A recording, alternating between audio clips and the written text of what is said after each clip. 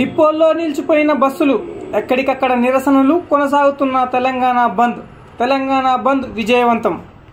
తెలంగాణ రాష్ట్రంలో బీసీ రిజర్వేషన్లు పెంచాలని డిమాండ్ చేస్తూ బీసీ సంఘాలు చేపట్టిన బంద్ విజయవంతంగా కొనసాగుతుంది.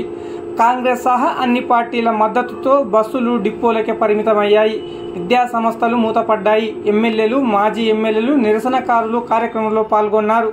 అయితే ప్రజలు ప్రైవేట్ వాహనాల్లో అధిక ఛార్జీలతో ప్రయాణికులను ఇబ్బందికి గురి చేస్తున్నారు. తెలంగాణలో బీసీ సంఘాల బంద్ విజయవంతంగా కొనసాగుతుంది. బీసీ రిజర్వేషన్లు ఆమోదించాలంటూ బీసీ సంఘాలు ఇచ్చిన డిమాండ్కు పలువురు కాంగ్రెస్, బీజేపీ, బీఆర్ఎస్ పార్టీలు మద్దతు తెలిపాయి. దీంతో బస్సులన్నీ డిపోలకే పరిమితమయ్యాయి. నిత్యం రద్దీగా ఉండే జడ్చర్ల కొత్త బస్టాండు వెలవెల ప్రయాణికులు లేక వెలవెలబోయింది.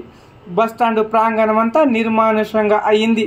అలాగే జడ్చర్లలో పరిసర ప్రాంతాల నుండి ఇతర ప్రాంతాలకు పోలేపల్లి సెజ్జికి వెళ్లే వాహనాలు, ప్రైవేట్ వాహనాలు అధిక ఛార్జీలు వసూలు చేస్తుండడం గమనార్హం.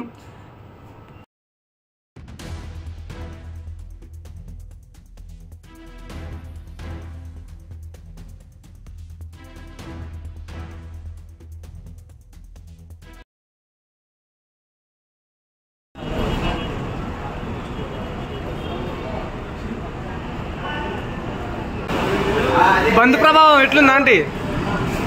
బాగుంది సార్. ఇంకా సక్సెస్ అయినట్లేనా బంద్? బస్సులు లేవు. బస్సుల్లో ఒకటి కూడా ఉదయం కలిగి ఒక్క బస్సు వస్తలేదు. మామూలుగా ఈ టైంలో ఎట్లా రద్దీ ఉంటుండే? ఇవ్వలేదు ఇవాళ రద్దీ ఏమీ లేదు. ఒకరు కూడా లేదు. పబ్లిక్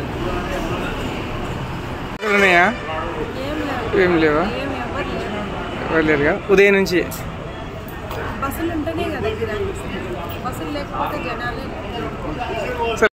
జడ్చర్లలోని కొత్త బస్టాండ్ వైఎస్ఆర్ విగ్రహం దగ్గరికి వచ్చిన వెంటనే తెలంగాణ బంద్ పాటిస్తున్న బీసీ నిరసనకారులు అందరూ అలై బలై ఆటలు ఆడారు. రోడ్డు మీద కాసేపు బతుకమ్మ ఆడుతూ తమ నిరసన తెలియజేశారు.